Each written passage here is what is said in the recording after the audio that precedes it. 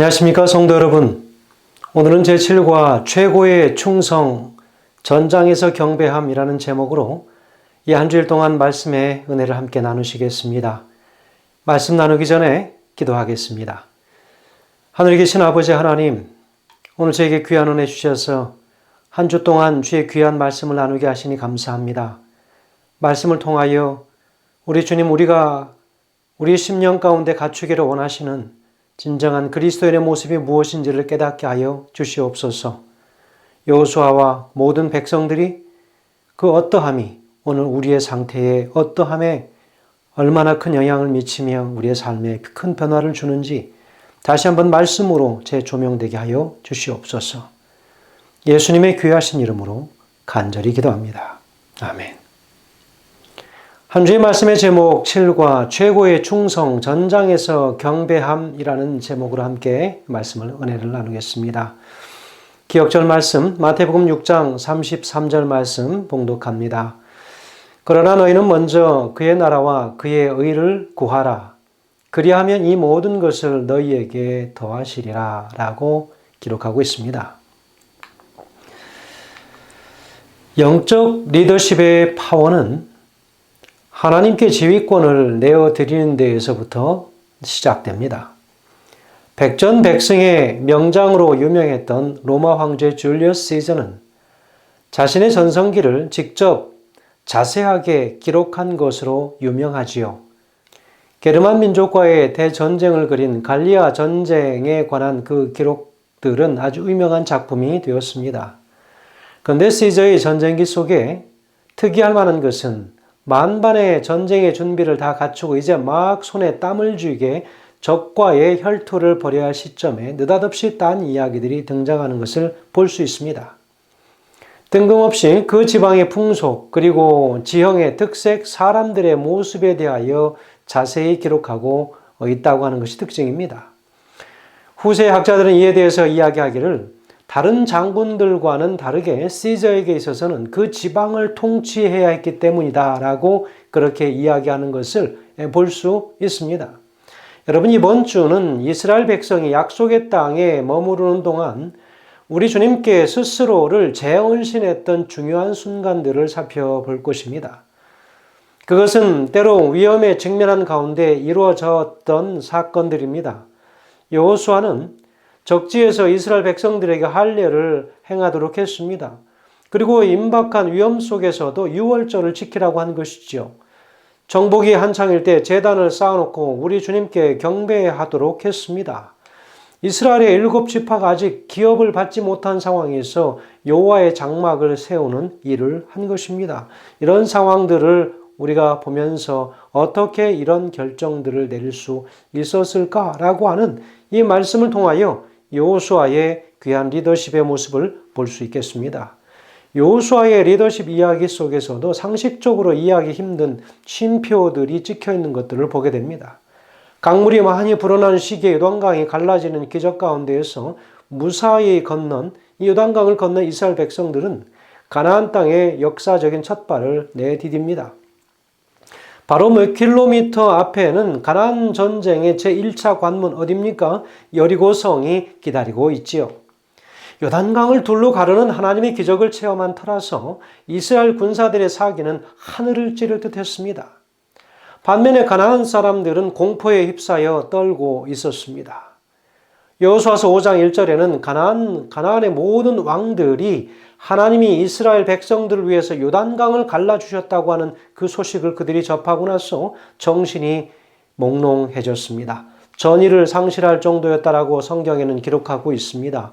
자, 1절에는요, 요단 서편에 아모리 사람의 모든 왕과 해변에 가나안 사람의 모든 왕이 여호와께서 요단물을 이스라엘 자손들 앞에 말리시고 우리를 건너셨음을 듣고 마음이 녹았고 이스라엘 자손들의 연고로 정신을 잃었더라라고 기록하고 있습니다. 자, 이런 배경을 가지고 이제 일요일 소지의 말씀을 함께 먼저 나누겠습니다. 자, 오늘 일요일 소지의 말씀의 제목은 언약 먼저라고 하는 제목입니다. 여러분, 제목을 들으면 무엇을 말씀하려고 하는지 여러분 대충 감이 오시지 않습니까? 오늘 질문에 보면은 여호수아서 1장 1절에서 7절의 범위를 가지고 말씀을 나눈다고 했습니다. 그래서 이 정복이 임박한 이 시점에 우리 주님께서 여호수아에게 출애굽 두 번째 세대의 이스라엘 백성에게 할례를 행하라고 명하신 바로 그 이유가 무엇인가 하는 것입니다. 여러분, 아군의 사기는 충천했다고 그랬습니다. 최상이었고 적군의 사기는 최악이었습니다. 군사작전은 타이밍이 생명인 만큼 이스라엘은 곧바로 이 절호의 찬스를 놓치지 말고 정말 노도처럼 성난 파도처럼 진격해 들어가야 할 순간이었습니다. 그런데 여러분, 여기에서 하나님은 모든 군사들의 행동을 일제히 멈추도록 여호수아에게 명령합니다. 그리고 모든 남자들로 하여금 할례를 받도록 했습니다. 할례를 받으면 여러분 그 고통 때문에 움직이지를 못합니다.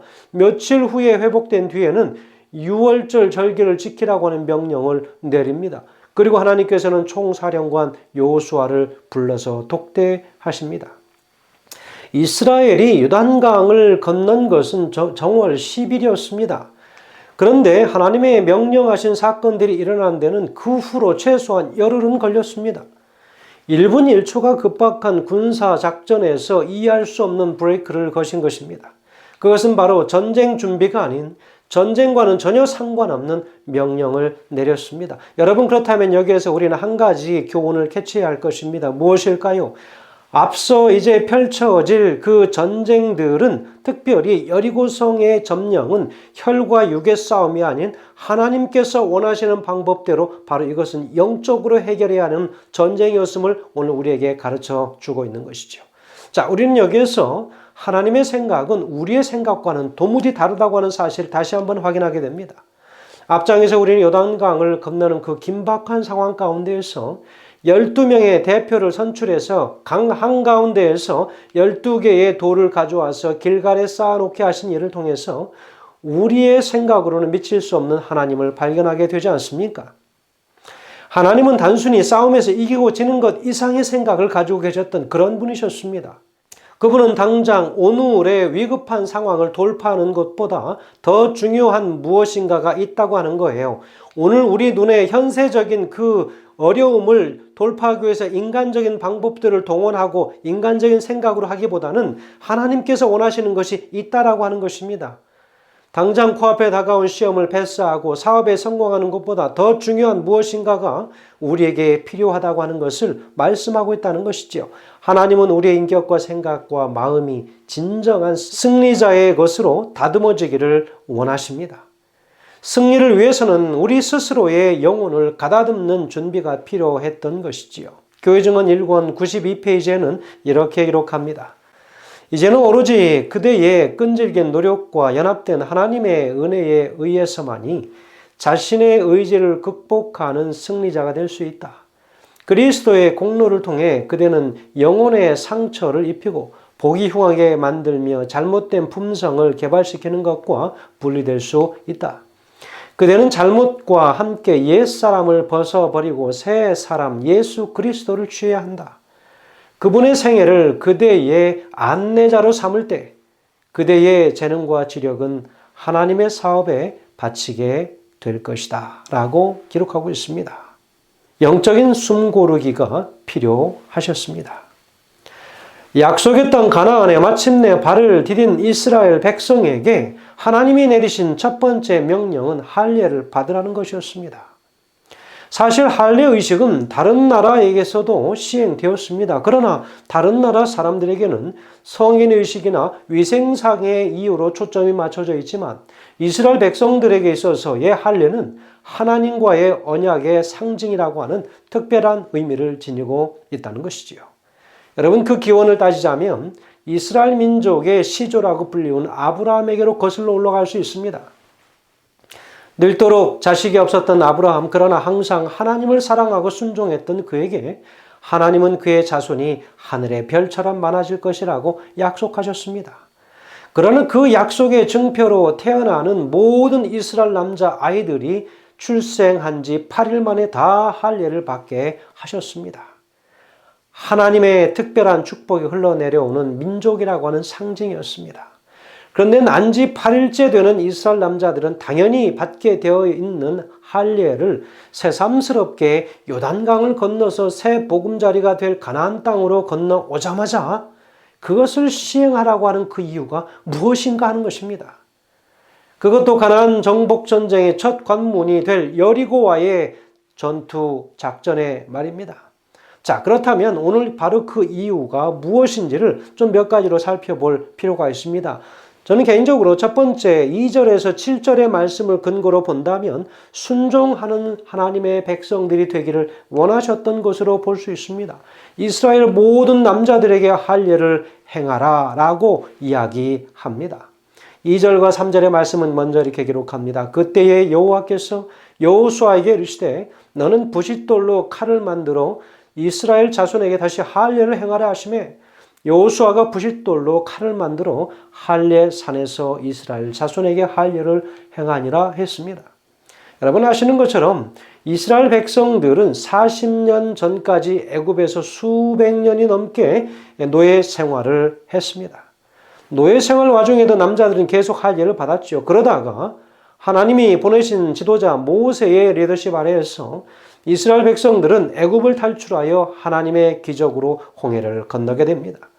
그런데 문제는 이렇게 놀라운 기적을 체험했음에도 이스라엘 백성들은 끊임없이 하나님을 의심했고 불평, 불만만 쏟아놓는데 그쳤습니다.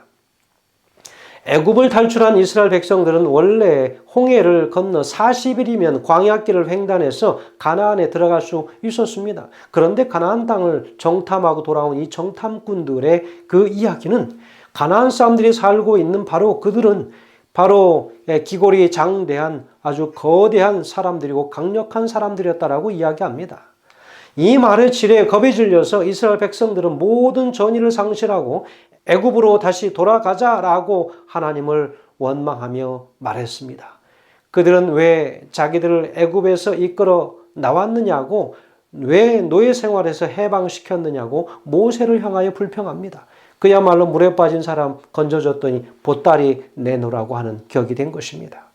심지어 하나님의 지도자 모세를 죽이려고까지 했습니다. 그토록 큰 은혜를 그들에게 부어주신 하나님에 대한 무서운 반역 아니었습니까? 이러한 배은망덕에 화가 나신 하나님은 이스라엘 백성들에게 벌을 내리십니다. 40일이면 통과할 수 있는 광야를 40년 가까이 방황하게 할 것이고 광야 생활 가운데서 여호수아와 갈렙 외에는 20세가 넘는 남자들은 모두 다 죽일 것이다.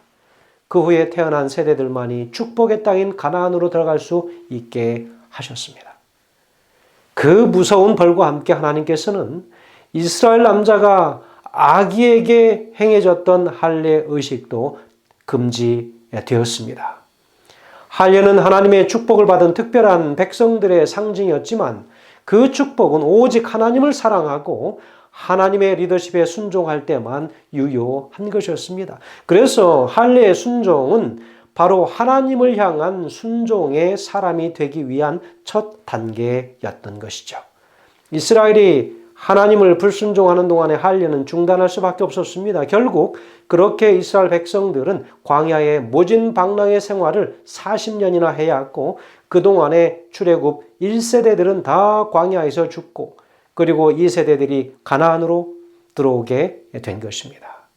로마서 2장 29절에는 이야기하기를 오직 이면적 유대인이며 할례는 마음에 할신이 신령에 있고 의문에 있었지 아니한 것이라 그 칭찬이 사람에게서가 아니요 다만 하나님에게서니라 그랬습니다.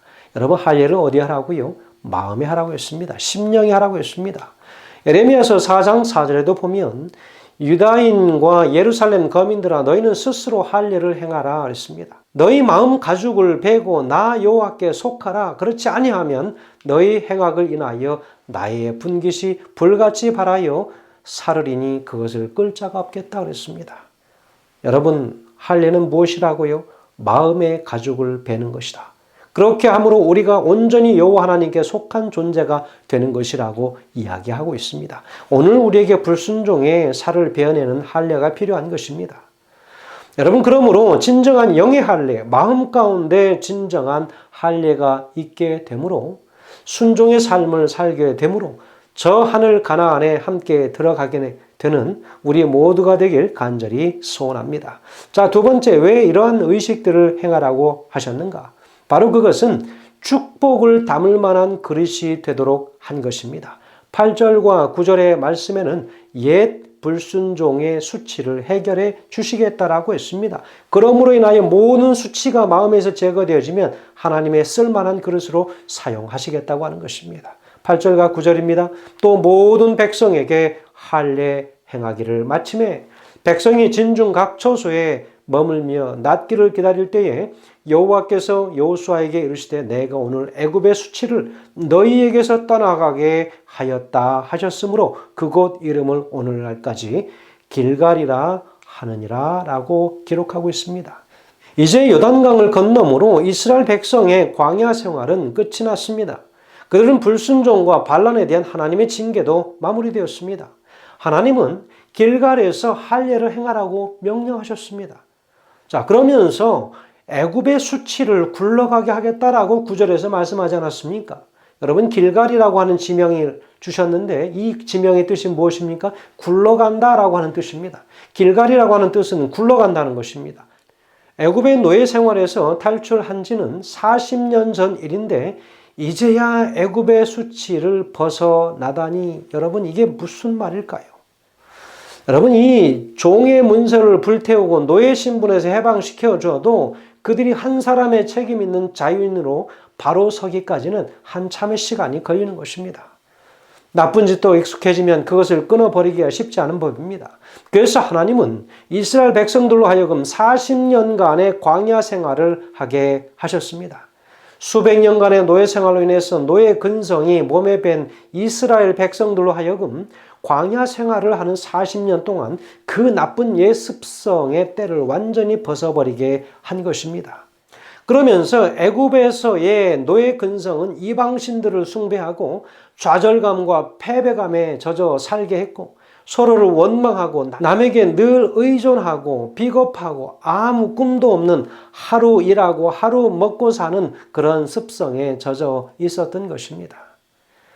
거기에 꿈이나 기쁨이나 사랑과 믿음, 화목, 이 생명, 바로 이런 것들은 하나님의 것이라면 그들이 가져야 할 풍성한 삶의 열매는 그들에게 전혀 없었습니다.